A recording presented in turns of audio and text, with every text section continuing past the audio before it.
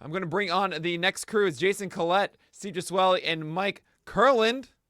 Welcome, guys. Well, Hello. great to be here. Oh, wow. Oops. That is the Sleepy K move, I guess. I don't Yes, know. I did put you on purpose into the one that's sleeper hitters for 2022, Mike. I don't know if you thought that I might have. 100% intended.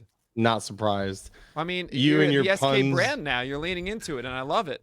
Yes, thank you. And thank you for having me. And sorry to interrupt the intros as I make a fool of myself. I'm good at that, though. No So fools it's a were gift. made. I'm excited for this one because this is the one I need the most help on. I don't do any research for this, and I'm actually surprised right now to see Jason sitting down. I don't think I've seen this before. I'm used to you standing for the standing desk. I can see so much now of this room with the amazing Tampa Bay Rays refrigerator. What a room you have, my God, I love it. But anyway, I'm gonna go and see if you look good. Plaid at 9 p.m. Thanks, course. Nick. Yeah. All right. Have fun, guys. Thanks for being here. All right. Well, I guess that's my cue to take over as host. I don't know why he would do that to us, but here we are. Thank you guys for joining me and everybody joining PitchCon. I'm Mike Kurland. You can follow me on Twitter at Mike_Kurland, joined by Jason Collette and Steve. I don't want to butcher your last name. That's all right. Nick did a pretty good job. I'll take that. It's Steve Gesuele.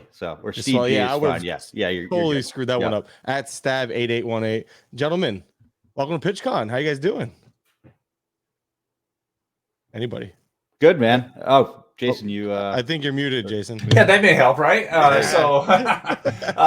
Yeah, had some of that snow come through here yesterday. So it looked nice and pretty outside today. But other than that, doing well. How about y'all? Can't complain, man. Getting to talk baseball on a Saturday. See, Florida is beautiful. You guys have the snow and all. I got nothing but 40 degrees and sunshine out my window. But I'm fortunate. So we are continuing pretty much the sleeper talk that they left off talking about, but we were focusing on sleeper hitters for 2022.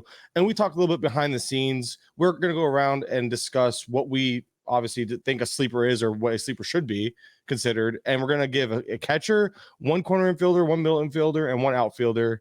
And if we need to spend more time, we'll figure it out from there. But we'll do it live. Exactly. We'll make it happen. With that being said, Jason, tell me what you would say a sleeper is. So to me, and I've seen it. I've been in and out of PitchCon for the last couple of days, and I've seen it all over the place. As we were sitting down talking about it, I said, let's try to get a little deep and look at somebody that's not going in the active round. So right now I'm in one of the DC 50s. So somebody outside the top 276, people that aren't getting drafted in the active phase that take that step forward, whether it be in the reserves, like I'm in round 20, end of 25 in the DC 50 I'm in right now, or somebody who just doesn't get drafted because every year those are the guys that step up and you look back and like, hey, who won? Yeah, there's strategies in play and whatnot, but at the end of the day, there are peppering of different players that were on nobody's radar that took that step forward. Like last year, Scott Barlow was in the 500s in ADP, and look what he did in the bullpen last year.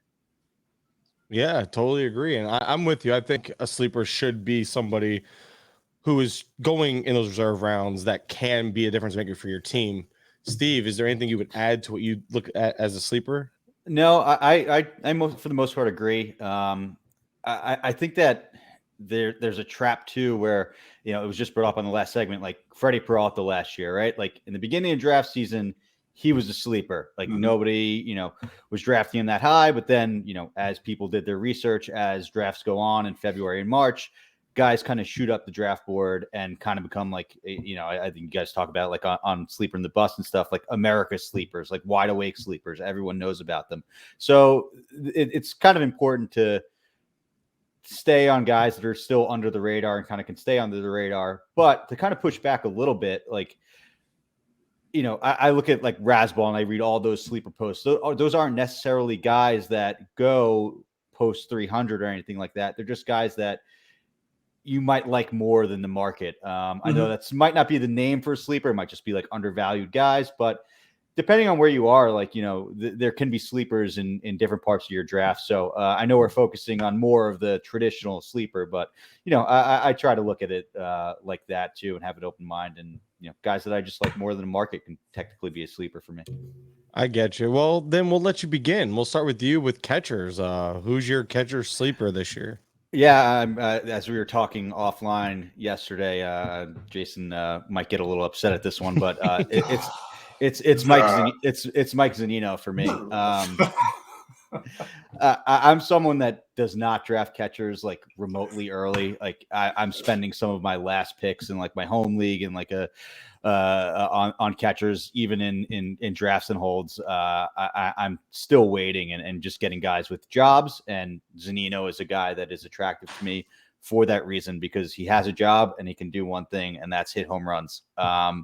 He has some of the best power in the league on a, ball in play, base, but that doesn't happen a lot for him. But I don't really care if I'm waiting on a catcher that long, and I'm willing to wait for a guy that, for the Bad X is projected for the third most home runs for catchers and has like 200 less plate appearances projected for him. So, and I mean, last year he kind of crushed lefties. He hit 342 versus lefties. So, in those matchups, he's not going to kill you in batting average. I'm not expecting anything more than like a 215 batting average on like the high end, but 25 home runs is a lock, and that's more than enough for me to take a guy in the late round at the catcher position.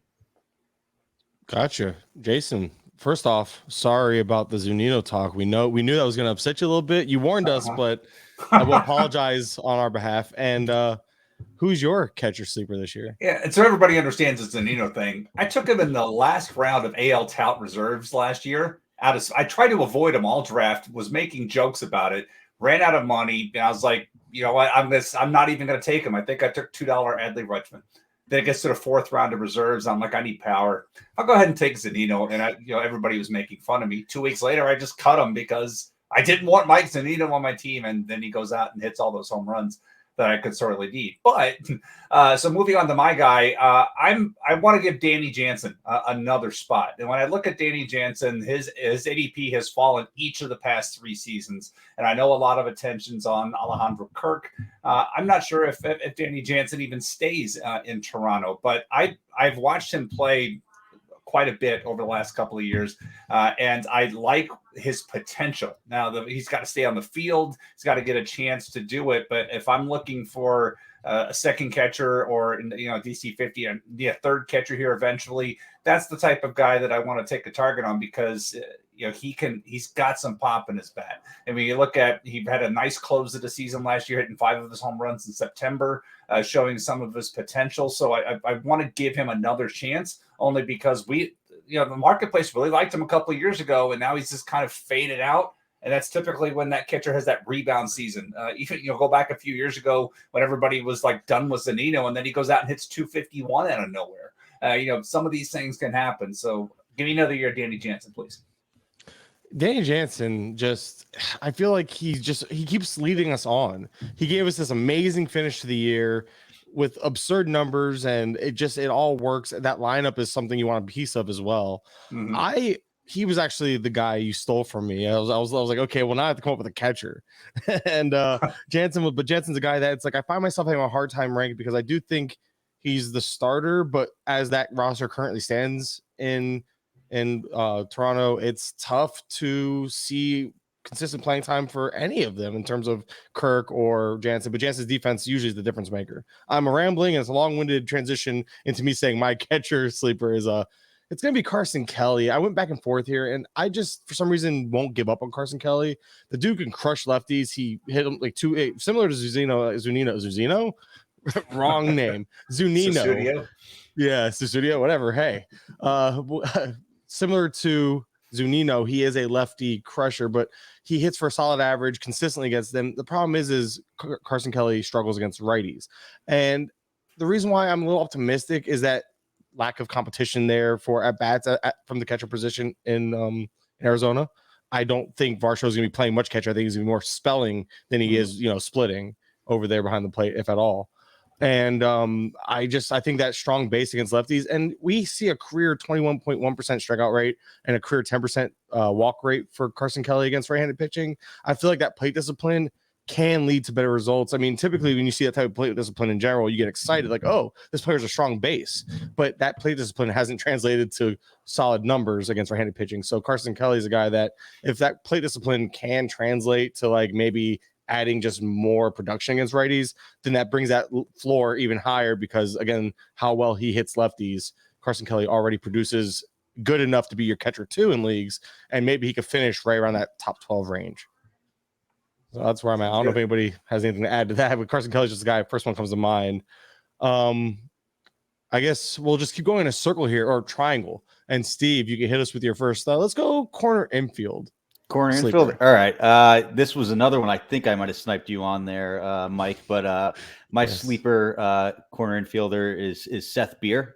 He's going right now, I think, in the last month for DC's at ADP 556. Yeah. Other than the unlimited puns that Nick would have with the beer names for your fantasy team if you draft Seth Beer, it's an intriguing profile. I mean, he cut his K rate last year to 17.5% at AAA. He had a 224 ISO, hit 16 home runs and 435 plate appearances, and he's 25. He got a shot in September, so Arizona's going to be bad, and they have no reason not to play him. The power's legit, and that late for a corner infielder, if you need some power, I'm all about it. I know he had shoulder surgery, but it was an issue. I think his shoulder popped out in college too. So, that's always scary, especially with the power hitter. But if it was a recurring issue and this could, get him some stable years as he's entering his power peak heading into his age 26 season, I like it as a flyer that late. And, he could be a guy that he has, 30 homer raw power. Like, it's just a matter of it translating. Obviously, that's more of the 99 percentile outcome, and he wouldn't be going that late if he was a lock, but that's what makes him a sleeper. And I'm very interested in Seth Beer and his power in Arizona this year. I tend to fall back on Beer a lot in draft champions formats, those draft and holds, those deeper formats, because he's not gonna be more than a reserve pick for you, and that's pretty much any format, even NL only. I had to think which league he was in. NL only. Even as a reserve pick, I think he'll be up soon enough. If not, I don't think he's gonna miss much time. And even if there's a setback, again, he's not gonna be a guy that's someone you have to bank on. But I think that the production there for Beer is a high floor. The ceiling isn't exciting, but that's fine considering where you're getting him. Beer has that profile of being that like just solid, steady, almost what I would call a roster stabilizer. Set him and forget him, and kind of just go about your business. That's how I view Seth Beer. He's a guy that I've been actively targeting. And again, the shoulder is a concern, but again, if you are drafting him assuming production early, your team's already in trouble. Like, if we're being honest. Jason, go ahead. So no, just real quick, like, I'm assuming NLDH too, which yes, he's not a good fielder, but he looked all right at first base. So hopefully that's the case, and that could be some more playing time for him as well.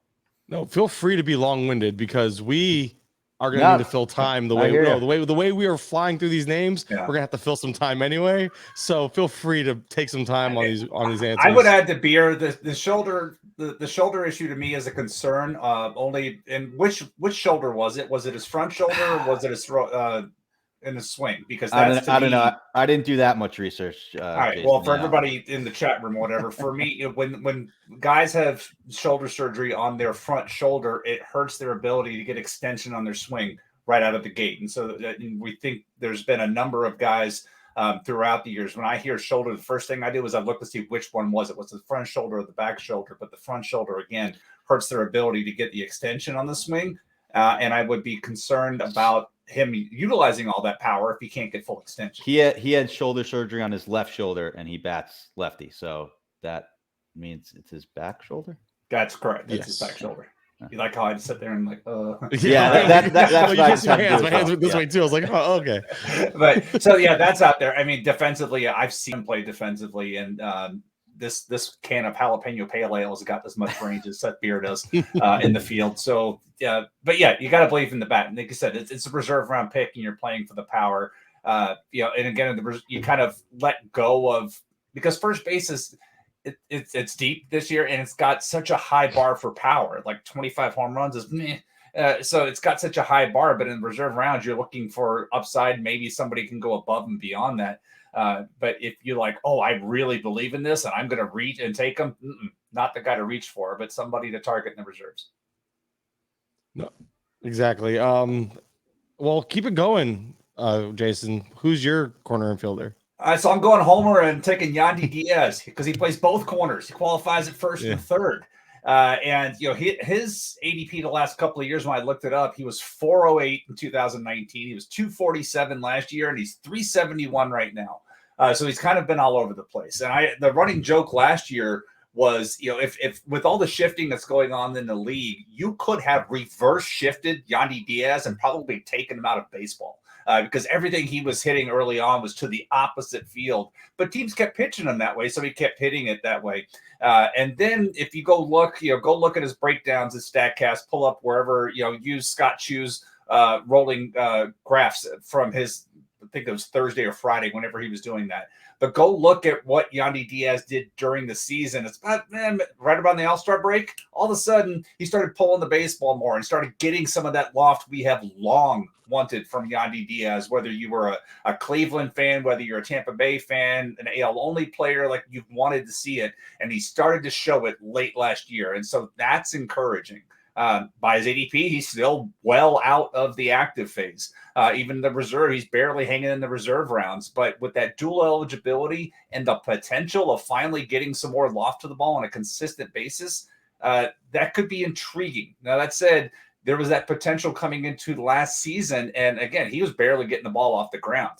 So go check out those rolling graphs that Scott taught us how to use and look at the growth during the year. All growth isn't linear. I'm not saying he's going to zoom up the rest of the way, but for the longest time, everybody was saying, what if he could just get some more loft? Well, he's starting to show that now. So, even if you're not a Tampa Bay fan, get intrigued. And you have to remember, like, these players, it's not as easy, like, to add loft to a ball isn't as simple as changing like something small. It's usually a lot for a player. And if you actually listen to some of these players talk about it, a lot of it's, getting the bat out a little faster, a little different spots. There's a lot of adjustments that go into it. And if you just look at Yandy Diaz overall, like, again, it's the profile isn't all that pretty, but it's really better than most people might realize. You mentioned he's adding loft. He had a career high 6.6 degree launch angle, average launch angle. Second best barrel rate of his career last year, Yandy Diaz had career high fly ball rate, pull rate. Again, he's making those adjustments. And I don't know how old he's off the top of my head, but I do know 31. That, like you mentioned, I'm sorry, 31. Or he'll be 31 this season. This is age 31 season. We don't see a lot of late career breakouts, but there's always one every year. And if Diaz, being the player he is and having that power potential, I don't see why he can't be that guy. So I'm intrigued. I'm not gonna lie, I haven't looked much into him this offseason because it's Yandy Diaz. It's one of those things, like, this is what it's a reminder to look at every player if you can, because you will overlook players like this. It's just normal. But answer Yancey's question, Yancey, I think it's a high sense. I'm not sure. I'd have to go back and look. I'll text you later, but I think it's a high sense mini fridge. I've had it for a few years. Nice. And Yancey also mentioned he thinks Walls plays third nearly every day, while Wander at shortstop, Yandy might be platooning with G-Man. It could be a risk because, Walls is a premier defender. Once the club finally trades Kevin Kiermaier, Walls is the best defender in the organization. Some would even say he's better. He's the best one right now. So that definitely is a risk with Walls, because they want to get that glove in the field. It's they value defense. They've been proven to carry guys that don't hit well if they can really pick it, and Walls can really pick it. And you got Brujan too. That might, I know he played some outfield last year too, but you got to fit him in the infield somewhere too at some point this year, you would think. I think he's a utility knife. I think he's all over. I think he's a utility knife. Yeah. But he needs some more time hitting in AAA, because when they did bring him up last year, boy, did he look overmatched. Yeah, he was trying to hit every single pitch that was thrown to him, and it got into his head. What about Josh Lowe? Josh Lowe's that toolsy player who could play infield, outfield, I believe. I know he can play outfield. I believe he was playing infield at one point. They transitioned him to outfield, didn't they? Mm-hmm. Yep. That's what I thought. Yeah. So what about, like, he's another guy who played most of the year in the upper minors, and I don't That's see why you see you saw the story today out of Tampa Bay Times. Is it time for the Rays to trade Kevin Kiermaier? It's been time for the Rays to trade Kevin Kiermaier for like 3 years now. So. Precisely. Yeah. I will admit, though, if I have to go a year without seeing G-Man Choi doing splits at first base, I will be a sad man. That is the highlight of my year every year. Love the G-Man. He's great for a lot of things. So Yeah, the splits, and he just seems like such a good clubhouse presence. I can't speak to that. Obviously, I don't know. You're the Rays guy. You probably can, but he just I seems like can't that type of anymore. guy. When I lived in the area, I could go over there. Now that I'm in Charlotte, it's a bit of a commute. Just a little bit. All right. I guess that would put me up, and my corner infield guy is Rowdy Teles. I have a couple corner infielders, but I picked Rowdy, and the big reason why I meant to pull this up was how he finished with sorry, here it is. Milwaukee. Yeah, I finished with Milwaukee, and it was. I'm trying to. Like I said, I have the numbers in front of me. It's just a matter of getting it loaded up. He had 7 home, like over the final from 7-7 to the end of the season. Rowdy Teles posted 7 home runs, had a sub 20% strikeout rate, walked 8% of the time, hit 272, 333, 481 with a 112 WRC plus. And the big thing is that the Brewers, not only did they play him a lot, especially down the stretch, was that they were willing to let him hit against lefties. Not a ton. He only had 38 plate appearances, but he was serviceable. The 705 OPS isn't great, but he hit 272. My point being is that if they don't bring in somebody that's an obvious lefty crusher, or if Hero doesn't come around, I don't know if he has that necessary platoon mate. I do think it's a big high risk for platoon there for Rowdy Teles. But seeing the production in Milwaukee, seeing players go to Milwaukee and succeed, guys like Adames last year, Luis Urias coming around, and now kind of Teles finishing strong with them, it gives you reason for optimism for Teles to have that what I'm calling his 2022 redemption tour. So I'm putting it all together. I think Teles, again, he's a guy that you can get as your corner infielder, even as a util. I mean, you're getting him the reserve rounds. He's going outside.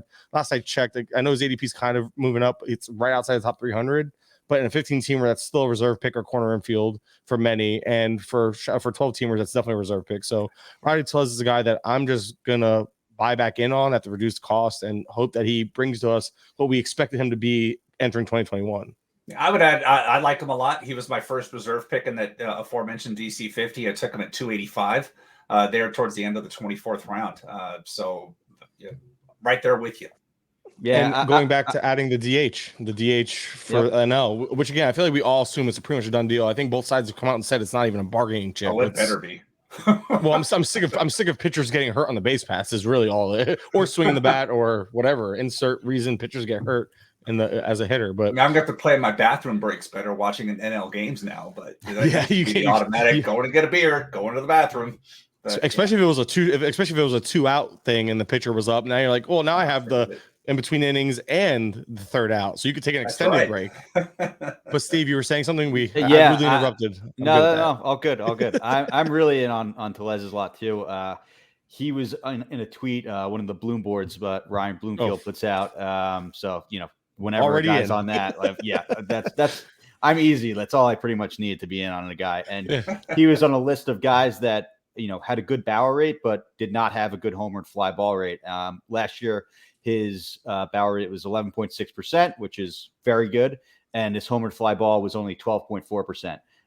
And what makes that even more intriguing is that, his career is 18.6% for home run fly ball. Every year but last year, he was above 20% for home run fly ball. So, him being in Milwaukee, we saw what that did for, Willie Adames when he made that move. I know it wasn't exactly, he was in a hitter's park before in Toronto, but it's a good place to hit. Like you said, Hira basically did not look like a major leaguer at all for the last 2 years. And, with the DH, there's really no reason why he shouldn't get some playing time. So with that bat skills and, he's been a Statcast darling for as long as he's been in the league. I really like Teles for the price.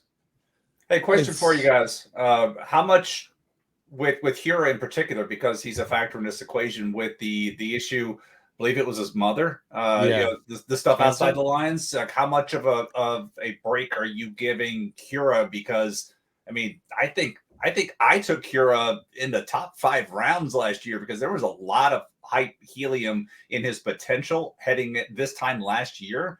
I want to say I know I paid a pretty penny to get him, or I used a high draft pick to get him.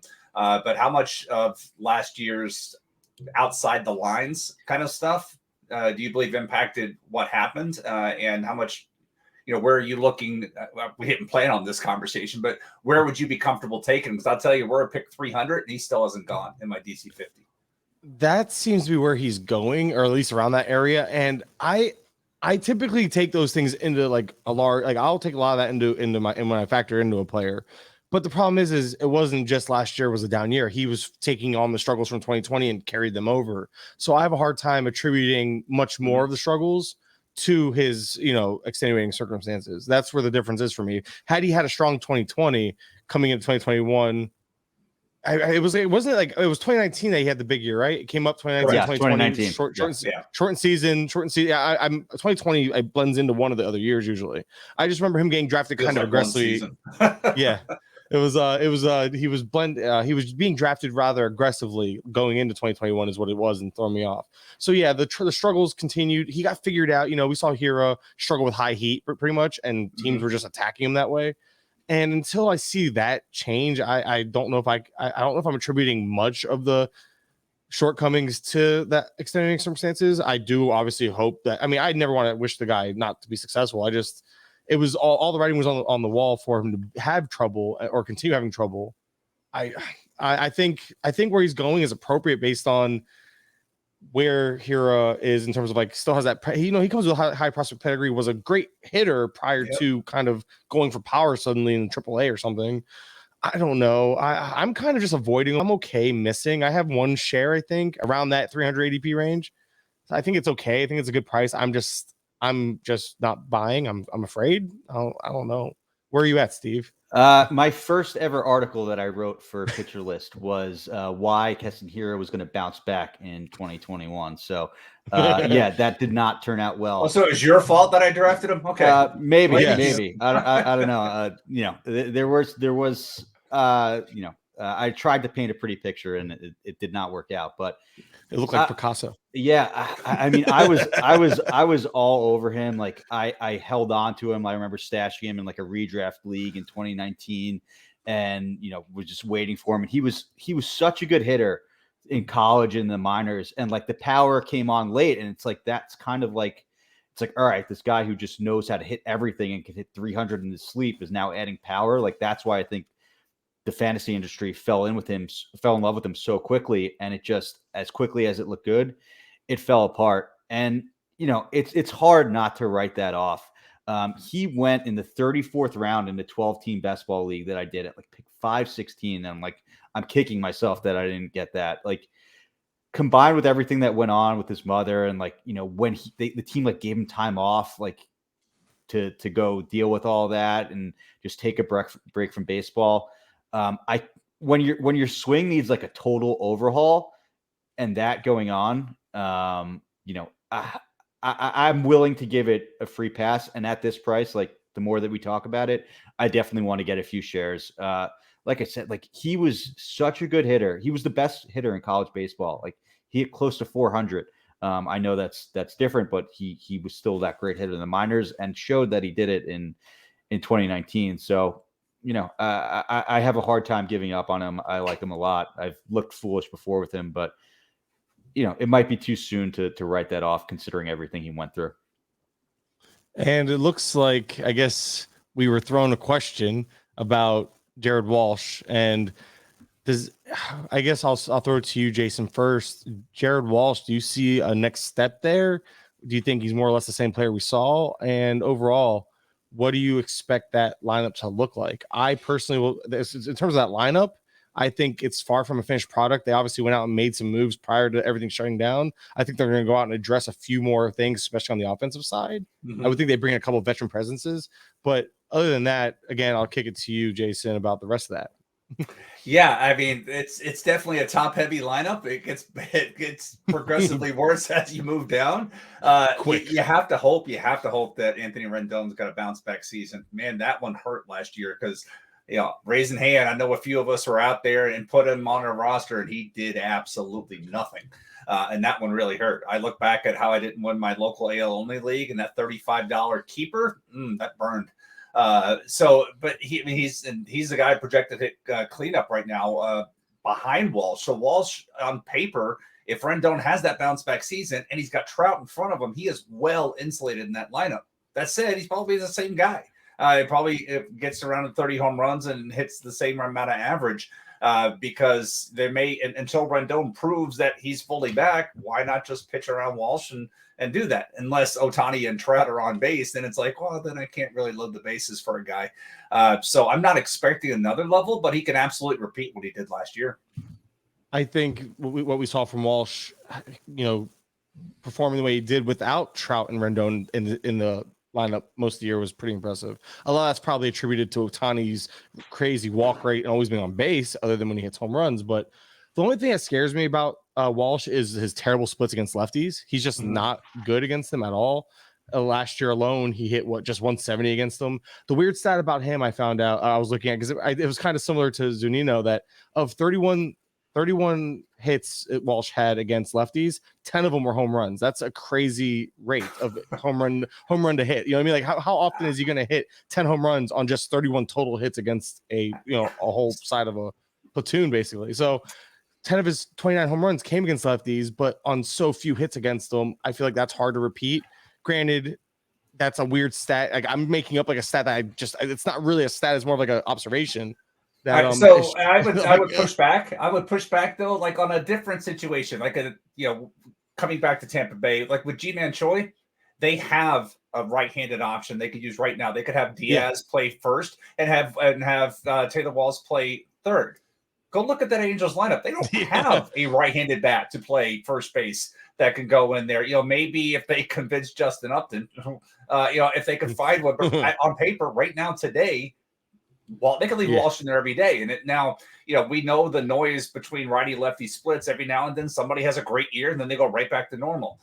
So you would hate to be like, oh, forget it. I'm fading Walsh because he can't hit lefties. Well, he hadn't had enough time to show he can't hit lefties. He's had, a little over a season. Okay. Maybe he's had some thing in the minors, but a minor league lefty is still not going to be the same thing as facing a major league lefty. And with the noise in that stat, I'm not looking at that one thing to say I'm fading this guy. I don't like his price because of that, because that's where you get burned. No. Oh no, I'm not saying I'm necessarily fading. I'm just not expecting a next step because of the possible ability for regression. I mean, there could be correction in terms of batting average against lefties, but then that power, because again, that power production was just so much. It was pretty much home run or bust against lefties, it seems like. So I think maybe there's a little bit of balancing act there that kind of goes back to what you said. The production ends up being very similar versus that next step. I just don't see it there unless he can just have even if it was mediocre against lefties and sustained how well he hit against righties, Walsh could take that next step. I think it's asking a lot out of a guy that you mentioned, not a long track record, but this is also a team that wants to compete. Are they going to give him a long leash if he starts off struggling? So there's a lot of like ifs and buts, candies and nuts if we're going to see Walsh take that really take that next step. Steve, do you have any thoughts on Jared Walsh? Yeah, I really like Jared Walsh. Here we go. So I'm the bad guy. No, I do. But there's going to be there's a but here. Like if I miss out on one of the big first basemen where I think first base is deep, but it's also top heavy at the same time. That makes literally no sense. But there's definitely a cliff early. But what concerns me more than the splits is the fact that he has a 48.3% ground ball rate the last 2 years. So I think that's going to limit a bit of the home run upside. I think he could come close to 30. 35 wouldn't shock me, but I would really like for him to, get back to that, 35, maybe even close to like 40% fly ball rate, and maybe trade for some more line drives too from that ground ball percentage. So that's something that I'm watching for Walsh, but I do really like him as a sort of a second tier first baseman. Yeah, there's a lot of reasons to like him, and I don't know. I find myself like literally, I wake up in the morning. If I look at Walsh, I talk myself in and out of him in different given days. Like I really have. I've moved him up my ranks. I moved him down, and he's a guy that I just don't know how to truly feel. And they mentioned the rest of that lineup. You mentioned it kind of falls off a cliff. We know Stassi can be something, but can he stay healthy? Marsh and Adele finished strong last year. Both have that prospect pedigree, but they haven't really proven it over an extended period. Fletcher could bounce back. Anytime you have someone with such a strong hit tool, it's hard to really bet against them being productive, and he's batting ninth. So it's like a double lead off for Ohtani. It could work. It's just I don't see them. I don't think this lineup or this current lineup for the Angels is a finished product. So that could alter a lot of things. Like we're going right now, there's so much that is happening behind the scenes. As soon as they say go, we're going to see you're not gonna be able to keep up with the news that comes out. Probably it's day gonna be one like day two. NBA free agency. Yeah. It's It's gonna be so flying. much fun. Like mining the news is gonna be 3 pages. Like poor Jeff, it's gonna be crazy the amount of info we get hit at once. Tyler But, Wade is currently the starting shortstop for the Angels for Yes. roster resource. So they definitely need Correa or Story. I would love for them to do that. And then that would make Walsh even better because now you're having Walsh sandwiched in between 5 great hitters instead of 4. And another question here, real quick. I don't know if and it's kind of off the cuff. Yancey, I like to answer questions like this. And he asked if there's anybody inside the top 150 that we've just been completely out on. And you don't need to give reasoning. I'm just gonna say Mondesi because I refuse to ever draft the guy.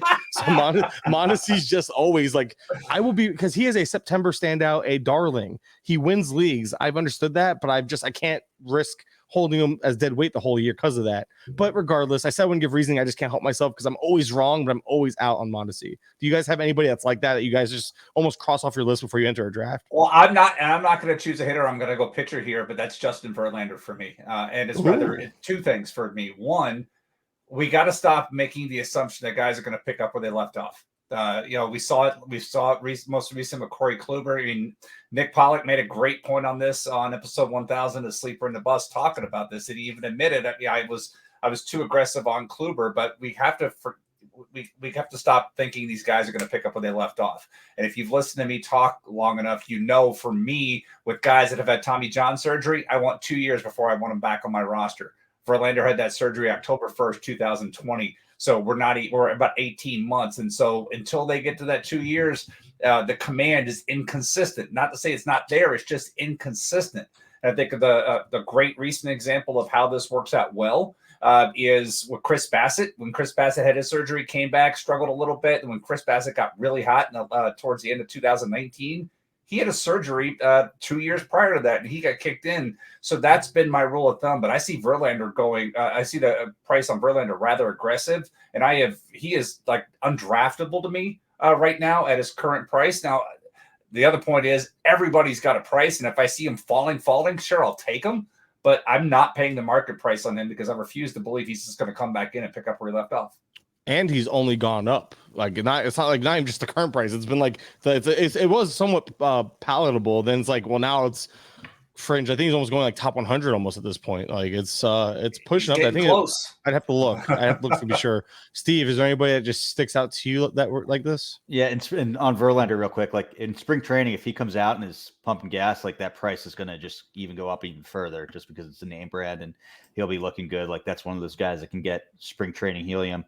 I'll stick with pitching. Somebody put a video out of him throwing good, and all of a sudden, Mitch Keller's video. Yep. I fell for the Mitch Keller video too, so I guess I can't talk. This comes with the caveat that I generally don't draft early pitching unless it's like a draft and hold league or something like that, and you need a starter early or no trading league. The guy that I'm out on is Shane Bieber.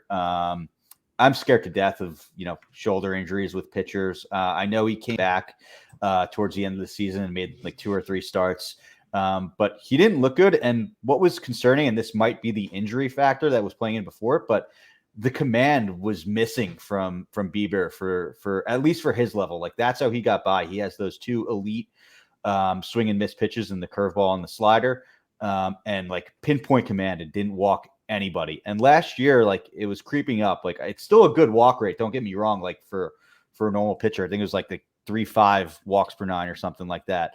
But guys that get by on that command, I think it's a finer line to walk, especially like the bad fastball guys, which Alex Chamberlain was talking about, how Bieber bad fastball essentially makes his other 2 pitches good.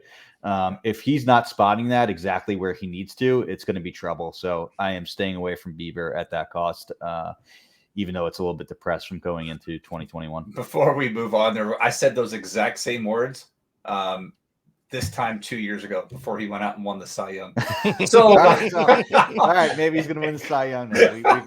We'll so he's a little burnt. He's a little scorned. I really did not want to. I said the pinpoint control, like he was walking a fine line if it started to fail, and he went out and he had my article put up in his locker or something because it actually started to fail though last year. Like there wasn't that the year before in 2021. Like this year he was walking some. I remember like I had him on a team and he was like, I'm like, what is this? Like Bieber never walks guys. That's right. And there was just a few starts where I remember like that one in Seattle, like right before he got shut down. So who knows? It might be because of the injury, but yeah, we got to see spring training when pitchers, catchers, like, is the velo back up? It was down the end of the year. And can Bieber's, like, is the shoulder going to hold up? How is he, like, just a lot of things. That mechanics still sound, etc. There's a lot when it comes to pitchers, and it's hard to, with so little news and everything going on right now, it's hard to gauge where these guys are at. So I get Bieber.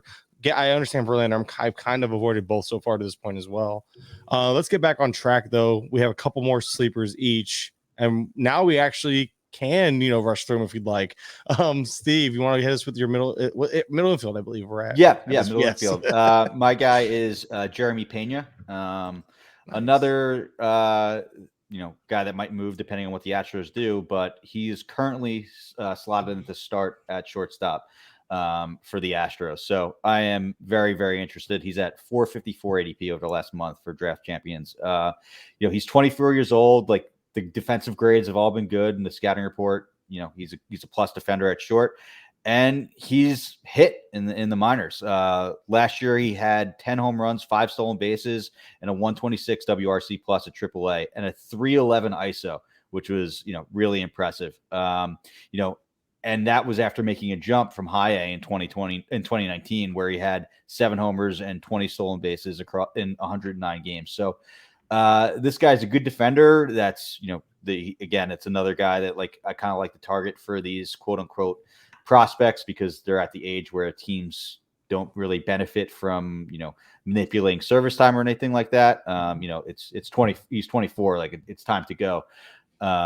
And if he does that and is in, a decent spot in the Astros lineup, like we saw last year, like everyone's like, oh my God, like Kyle Tucker's batting 6th in the lineup, but it didn't matter because the Astros lineup was just so good. It doesn't matter where you hit.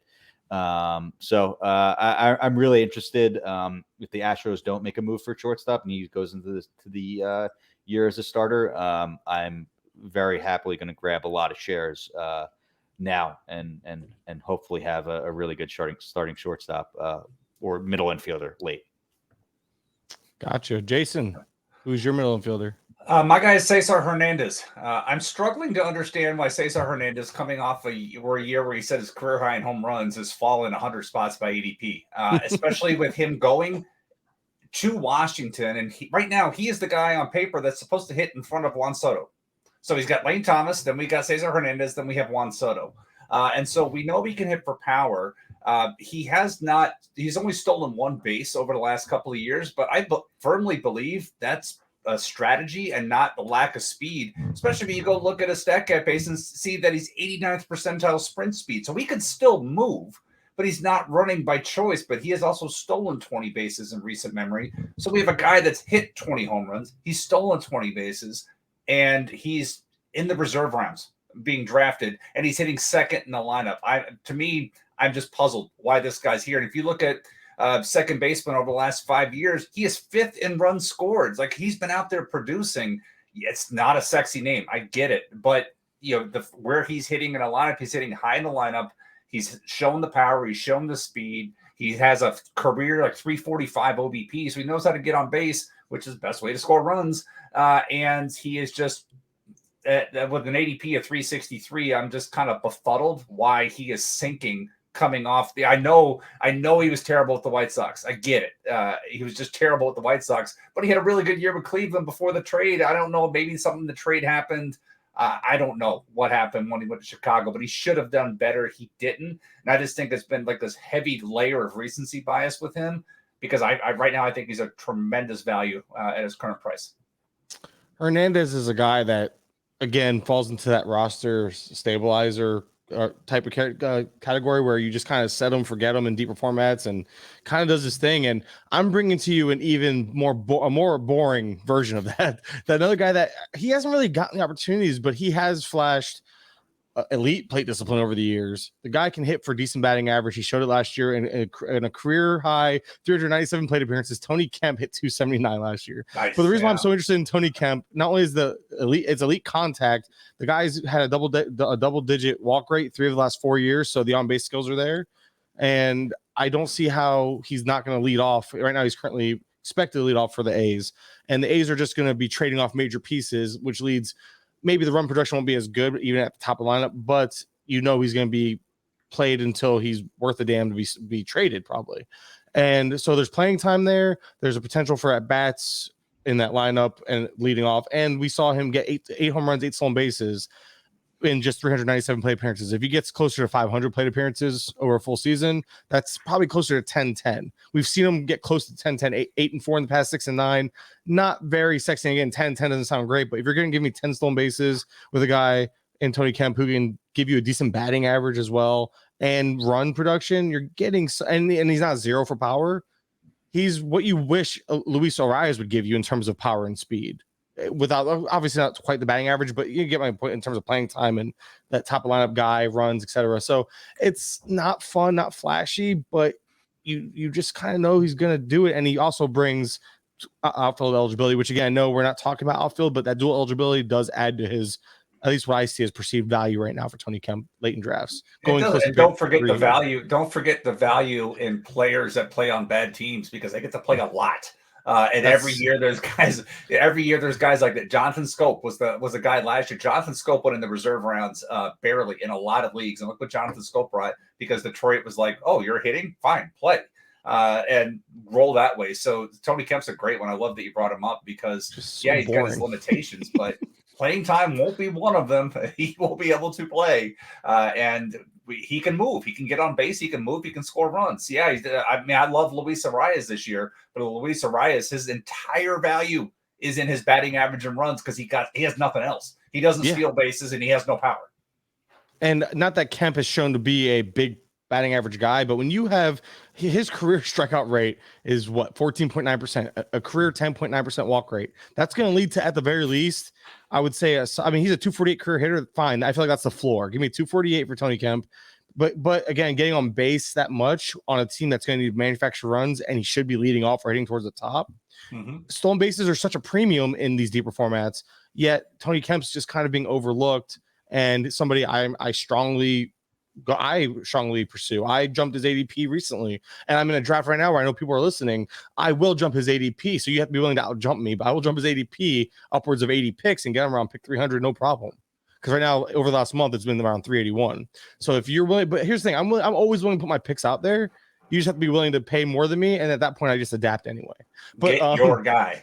Yes, I'm really big. I'm really big on getting my guy, and we're gonna finish off here with outfield. We have 8 minutes left. Steve, who's your outfielder? This is one of my guys that I am willing to go get in pretty much every draft, and that's Stephen Kwan of the Cleveland Guardians. Everything about his profile is like prototypical Cleveland, like a guy with an unbelievable hit tool, doesn't strike out, walks a lot, and is adding on some power as he's going through the minors. He was like the first guy mentioned in Alec Chamberlain's peripheral prospect piece over at the end of the season last year. And, he just gustered about him. And his line last year in AAA, he had 12 homers, 6 stolen bases, walked 10.5% of the time, and struck out just 9.1% of the time. A 154 WRC plus across AA and AAA last year. Like these are guys that like Cleveland like makes in a factory, like, the Michael Brantley, even like Lindor to an extent. I know he was a much bigger prospect, but a guy that has a great hit tool that adds on power. Same sort of thing with Jose Ramirez. I'm not saying that he's going to develop that elite power, but this is the kind of guy that Cleveland does so well at developing. And that outfield is just so bad that he might be their best outfielder right now. He doesn't have any major league games. Like I know people like Miles Straw and, Bradley Zimmer is a guy that a lot of people can't give up, but even still, like I don't see how Kwan doesn't play. He's projected to start there in left field, and with those sort of skills, I think it should be towards the top of the lineup. Just based on the fact that he does not swing and miss. He has the lowest swinging strike rate by more than 1.5 percentage points since 2019 in the minors at just 3.2%. Like this guy knows how to put the bat in the ball and make better contact as he's added some power throughout his rise in the minors. So I'm really hoping that he gets that job and runs with it. It's absurd how long we've been talking about Cleveland having a poor outfield. It's We're looking at even 5 years forever. Even when they like made the World Series, like I know Brantley was. I think Brantley was there, right? It still like was a weak point. Like the Cleveland just hasn't had an outfielder like since forever. I'm still waiting How for Greg dare you Allen to steal discount- some bases. I know he's in Philadelphia now, but I was like, ooh, Greg Allen's still in the league. But that outfield, man, wow. How it's a dare weak you spot. discount Josh Naylor, Oscar Mercado? How dare you? I do like Josh Naylor. I tell you, but the can't Oscar get over Mercado that. one, that was one of the biggest. Like, Oh, yeah. where did that come from, and where did it go all of a sudden? But yeah, I do like Naylor quite a bit as a rebound candidate.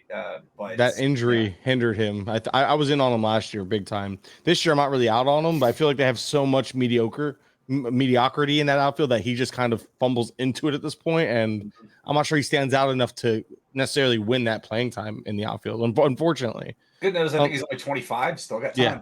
Which is crazy. Like he feels like he's 40 at this point. Like he's right. I feel like he's like got to play first base though. Like he is not an outfielder. They have Bobby Bradley. They have Yes. Fran Mill. It's kind of Bobby a Bradley log should jam. not Yeah, be Fran blocking Mill's got to be at anybody, DH. I agree. I feel like I've heard somewhere, maybe I'm making this up, where I heard Bobby Bradley, at least now, is being named like the first baseman there and all that, blah, blah, blah. So I don't know. Anyway, your outfielder, Jason. We have about 4 minutes left. All right. So my outfielder is a guy whose ADP is 400, and he's projected to hit leadoff for a team. That's Willie Calhoun for Texas. I'm kind of surprised that getting back to our earlier conversation about can't hit lefties and whatnot, Calhoun really hasn't had enough time at the major leagues to show that he can't hit lefties. But if we go back to, heading into the 20, before he got hit with the fastball in the face by Julio Urias, I mean, his ADP was 175. And then he gets hit in the face by Urias with a fastball. Then he breaks his ulna after getting hit in the forearm by Chris Bubich. So he hasn't had the ability to stay on the field, but it wasn't that long ago that we all were like, man, this guy can really hit. And when he's out there, he can rake. And so the fact that right now he is projected to hit leadoff in Texas, that's still, 475 plate appearances. And maybe if he shows he can hit lefties, he gets a little more. But I want to take a shot at Willie Calhoun at this price because we've seen what he can do when he's healthy. Problem is, he hasn't been able to stay on the field. You can't avoid getting hit in the face with a fastball. I'm sorry, that's not his fault. And getting hit, he's been a ball magnet a little bit there. So, but I think I believe his value has been pulled down by some of this stuff. Where I really want back in because to me, it's kind of crazy that a leadoff hitter is not even in the reserve rounds in a DC. Yeah. I totally understand. Again, when you're targeting late round picks, plate appearances are very valuable. And this guy might not have the clearest path, but I think he should have a pretty clear path as long as not too many signings happen. Again, back to Milwaukee. There's a DH opening as of right now. There's always an outfield opening. Yelich's glove is not great in the outfield. Tyrone Taylor's glove is good. He could play the outfield, let Yelich rest his back. That route, I think Kane will take plenty of days off. We saw Tyrone Taylor get 271 plate appearances last year, posted 12 home runs and 6 stolen bases. The max exit velocity is 76th percentile. The sprint speed is 87th percentile. So the power speed potential is already built into his underlying metrics. Again, on a I'm not going very granular, obviously, but on a large scale picture, you can see that the potential that is there. So the power speed shouldn't be a surprise. The more encouraging part is that he was 6 of 7 on the base paths, so he was efficient, which should allow for that green light. And given the DH and the likelihood of injury for that outfield, I don't see how he doesn't get closer to 400 plate appearances or more. And right now, if you look at ATC, 363 plate appearances are his projections. They're giving Taylor 15 and 6 home runs and stolen bases. We're talking about power speed going outside the top 400 with a path to playing time already. Maybe inconsistent at first, but it can be consistent the second there's an injury, which is almost a sure thing at this point between Yelich and Kane. And the one thing you'll notice with me, big in my analysis on a player, I like plate discipline. He doesn't have a lot of swing and miss in his game. He struck out like 21% of the time last year. He does show a little willingness to chase. Tyrone Taylor does, but he had a 90% Z contact. And anybody who can hit that, you don't do that that's not a fluke skill. You're not able to make that much contact on accident. So I think that you put all that together, you get a little power, a little speed. You're getting him at very late in drafts, and he won't kill you in batting average in the process. Tyrone Taylor's a guy that, again, as of right now, I'm targeting given that current roster in Milwaukee. And here's Nick. Wonderful way to conclude. Take notes, Dave, wherever you're at. That was super helpful. So I'm clearly getting Jared Walsh now. That's my takeaway. Everywhere. I'm listening to So you're fading me too. Got it. Yeah. I'm listening to Steve. No, I'm just kidding around, guys. Really, thank you so much for being a part of this. That was awesome. Y'all did great. And yeah, I got to keep it moving. So I want to talk to you guys more, but I can't. So thank you so much. Have my Jason, number. Steve, Mike. Call me. All the time. All the time. Call me maybe. All right. I'll talk to you guys later. Thanks for being All here. right. See